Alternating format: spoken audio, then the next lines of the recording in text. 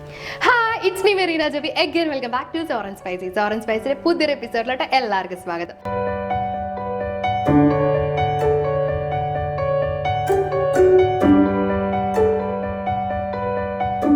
Hello, അപ്പോൾ ഇന്ന് നമ്മൾ റെഡിയാക്കി എടുക്കാൻ പോകുന്നത് നല്ല ടേസ്റ്റി ആയിട്ടുള്ള ഒരു കക്ക ഫ്രൈഡ് റെസിപ്പിയാണ് കേട്ടോ. നല്ല സിമ്പിളാണ് റെഡിയാക്കി എടുക്കാൻ വേണ്ടിയിട്ട്, അതുപോലെ തന്നെ നല്ല ടേസ്റ്റാണ് കഴിക്കാനായിട്ട്. അപ്പോൾ എല്ലാവർക്കും ഇഷ്ടപ്പെടുന്ന ഒരു കറിയായിരിക്കും. അപ്പോൾ നമുക്കിത് എങ്ങനെ വേഗം പ്രിപ്പയർ ചെയ്തെടുക്കാൻ നോക്കാം.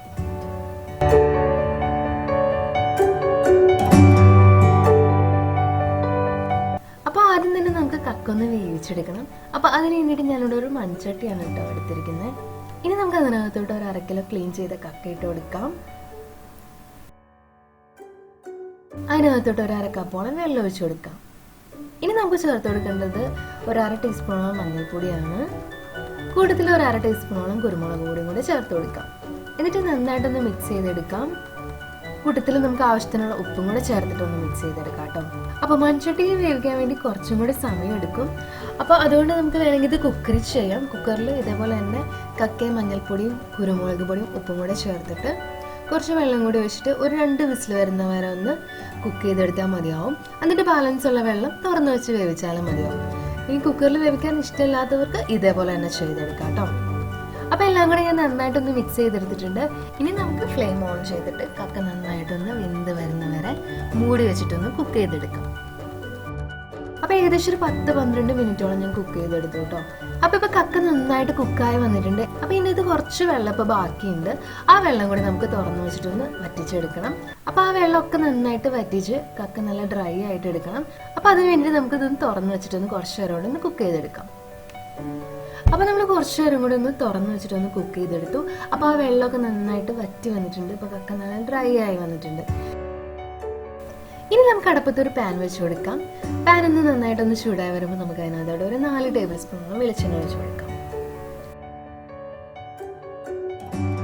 അപ്പോൾ ഇപ്പോൾ വെളിച്ചെണ്ണ നന്നായിട്ട് ചൂടായി വന്നിട്ടുണ്ട്.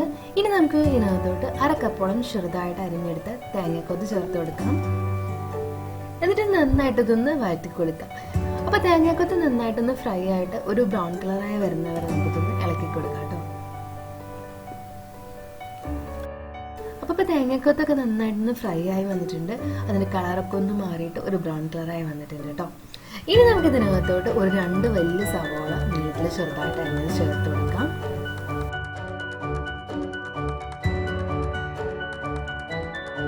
എന്നിട്ട് പെട്ടെന്ന് തന്നെ ഒന്ന് മിക്സ് ചെയ്ത് കൊടുക്കാം കേട്ടോ.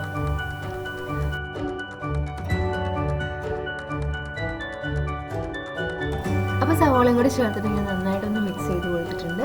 ഇനി നമുക്ക് ഇതിന് കൂട്ടത്തിൽ ഒരു 2 പച്ചമുളക് ചെറുതായിട്ട് അരിഞ്ഞത് ചേർത്ത് കൊടുക്കാം. കൂട്ടത്തിൽ കുറച്ചധികം കറിവേപ്പിലയും കൂടെ ചേർത്ത് കൊടുക്കാം. ഇനി ഞാൻ ഇതിനകത്തോട്ട് 1 ടീസ്പൂണോളം ഇഞ്ചി വെളുത്തുള്ളി പേസ്റ്റ് ചേർത്ത് കൊടുക്കുന്നുണ്ട്. നിങ്ങൾക്ക് വേണമെങ്കിൽ ചതച്ചും ചേർത്ത് കൊടുക്കാം കേട്ടോ. ഇനി നമുക്ക് സവാളയ്ക്ക് ആവശ്യമായിട്ടുള്ള ഉപ്പ് മാത്രം ചേർത്ത് കൊടുക്കാം. നമ്മൾ ഓൾറെഡി കക്ക വേവിച്ചപ്പോൾ ഉപ്പ് ചേർത്തതാണ്. അതുകൊണ്ട് സവാളയ്ക്കുള്ള ഉപ്പ് മാത്രമേ ഞാൻ ചേർത്ത് കൊടുത്തിട്ടുള്ളൂ. ഇനി ഇതെല്ലാം കൂടെ നന്നായിട്ടൊന്ന് വഴറ്റി കൊടുക്കാം. നന്നായിട്ടൊന്ന് വഴന്ന് സവാളയുടെ കളറൊക്കെ മാറി വരണം. അതുവരെ നമുക്കിതൊന്ന് വഴറ്റി കൊടുക്കാം കേട്ടോ. അപ്പോൾ സവാളയൊക്കെ നന്നായിട്ട് വഴന്ന് ഒന്ന് ബ്രൗൺ കളറായി വന്നിട്ടുണ്ട്. ഇനി നമുക്ക് തീ നന്നായിട്ട് കുറച്ചിടാം. ഇനി നമുക്ക് ഇതിനകത്തോട്ട് പൊടികൾ ചേർത്ത് കൊടുക്കണം. അപ്പോൾ ഞാൻ ആദ്യം തന്നെ ഇതിനകത്തോട്ട് ഒരു 1/2 ടീസ്പൂണോളം മഞ്ഞൾപ്പൊടി ചേർത്ത് കൊടുക്കുകയാണ്. അതിൻ്റെ കൂട്ടത്തിൽ തന്നെ 1 ടീസ്പൂണോളം മല്ലിപ്പൊടിയും കൂടെ ചേർത്ത് കൊടുക്കാം. ഇനി നമുക്ക് ഇതിനകത്തോട്ട് 1 ടീസ്പൂണോളം മുളക് പൊടിയും കൂടെ ചേർത്ത് കൊടുക്കാം. ഇനി ഞാൻ ഇതിനകത്തോട്ട് ഒരു 1/4 ടീസ്പൂണോളം ഗരം മസാല ചേർത്ത് കൊടുക്കുന്നുണ്ട്. ഇനി നമുക്ക് ഇതിനകത്തോട്ട് 1 ടീസ്പൂണോളം പെരുംജീരകത്തിൻ്റെ പൊടിയും കൂടെ ചേർത്ത് കൊടുക്കാം. എന്നിട്ട് എല്ലാം കൂടെ നന്നായിട്ടൊന്ന് മിക്സ് ചെയ്ത് കൊടുക്കാം. പൊടികളൊക്കെ നന്നായിട്ടൊന്ന് മൂത്ത് അതിൻ്റെ പച്ചമുളക് നന്നായിട്ടൊന്ന് മാറി വരണം.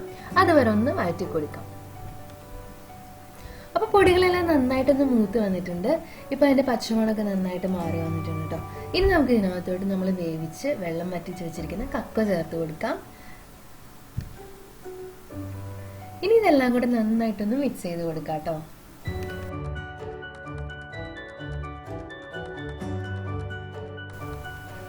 അപ്പോൾ ഞാൻ എല്ലാം കൂടെ നന്നായിട്ടൊന്ന് മിക്സ് ചെയ്ത് കൊടുത്തിട്ടുണ്ട്. ഇനി നമുക്ക് എരിവ് നോക്കിയിട്ട് എത്രത്തോളം കുരുമുളക് പൊടി വേണോ അത്രത്തോളം ചേർത്ത് കൊടുക്കാം കേട്ടോ. ഞാനിവിടെ ഒരു 1/2 ടീസ്പൂണോളം കുരുമുളക് പൊടി ചേർത്ത് കൊടുക്കുന്നുണ്ട്. നിങ്ങൾക്ക് വേണമെങ്കിൽ ഇനിയും ചേർത്ത് കൊടുക്കാം. ഓരോരുത്തരുടെ എരിവിനനുസരിച്ച് ചേർത്ത് കൊടുക്കാം കേട്ടോ. എന്നിട്ട് എല്ലാം കൂടെ നന്നായിട്ടൊന്ന് മിക്സ് ചെയ്ത് കൊടുക്കാം. ഇതിനകത്തോട്ട് നമുക്ക് വേണമെങ്കിൽ കുറച്ചും കൂടി ഗരം മസാലയും കൂടി ചേർത്ത് കൊടുക്കാം. അത് നിങ്ങൾ ലാസ്റ്റ് ടേസ്റ്റ് നോക്കിയിട്ട് ആവശ്യമുണ്ടെങ്കിൽ ചേർത്ത് കൊടുക്കാം കേട്ടോ. അപ്പോൾ എല്ലാം കൂടി ഞാൻ നന്നായിട്ടൊന്ന് മിക്സ് ചെയ്ത് കൊടുത്തിട്ടുണ്ട്. ഇനി നമ്മളത് എത്രത്തോളം ഇങ്ങനെ വഴറ്റി എടുക്കുന്നോ അത്രത്തോളം ഇത് ഫ്രൈ ആയിട്ട് വരും. ഇതിൻ്റെ കളറെല്ലാം നന്നായിട്ടൊന്ന് ചേഞ്ച് ആയിട്ട് നല്ലൊരു കറുത്ത കളർ വരും. അപ്പോൾ നിങ്ങൾക്ക് എത്രത്തോളം ഫ്രൈ ആക്കണോ അത്രത്തോളം നന്നായിട്ടൊന്ന് വഴറ്റി കൊടുക്കുക. കുറച്ച് വെളിച്ചെണ്ണ നമ്മൾ ചേർത്ത് കൊടുക്കേണ്ടി വരും കേട്ടോ. ആവശ്യത്തിന് വെളിച്ചെണ്ണയും കൂടി ചേർത്തിട്ട് വേണം നമുക്ക് നന്നായിട്ടൊന്ന് ഫ്രൈ ആക്കി എടുക്കാൻ വേണ്ടിയിട്ട്. അപ്പം ഞാനിത് കുറച്ചും കൂടെ ഒന്ന് ഫ്രൈ ആക്കിയിട്ട് എടുക്കുന്നുണ്ട്. അപ്പം ഞാനിത് കുറച്ച് നേരം കൂടി നന്നായിട്ടൊന്ന് വഴറ്റി കൊടുത്ത് നല്ല ഫ്രൈ ആക്കിയിട്ടുണ്ട്.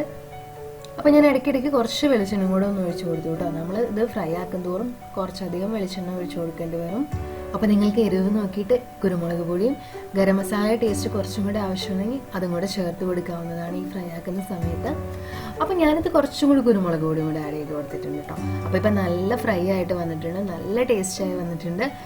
അപ്പോൾ ഇത്രയുള്ള നമ്മുടെ കക്ക ഫ്രൈ നല്ല ടേസ്റ്റാണ്. അപ്പോൾ എല്ലാവരും ഒന്ന് ട്രൈ ചെയ്ത് നോക്കുക. നമുക്കിനി അടുത്ത വീഡിയോയിൽ വേറൊരു റെസിപ്പി ആയിട്ട് കാണാം. ടാറ്റാ.